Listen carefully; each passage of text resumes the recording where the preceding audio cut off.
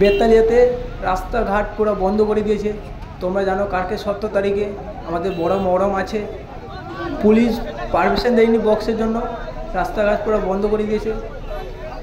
Full video দেখতে থাকো কি হয়েছে ভিডিওর মধ্যে।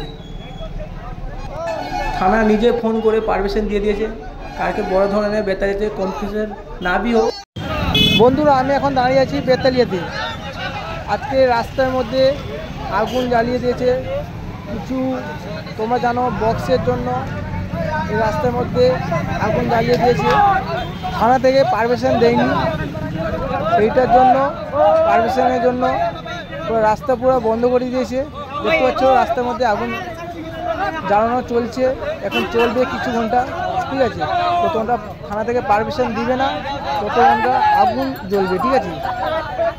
আর তোমাদের যত ভিডিও দেখছো বেশি করে শেয়ার করো, ঠিক আছে। দেখতে পাচ্ছ পুরো বাস পুরো রাস্তার মধ্যে পুরো জাম হয়ে গেছে।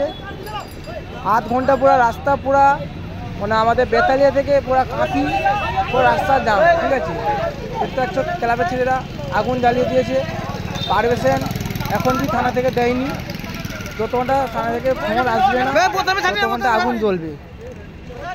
তাদের ক্লাবের ছেলেরা বলেছে, ঠিক আছে।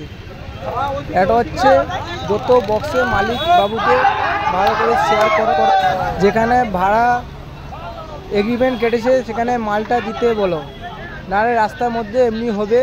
পুলিশে পুরো দায়িত্ব পালন করে সেটা বাড়ি যাবে, এটা ক্লাবের ছেলেরা বলেছে, ঠিক আছে।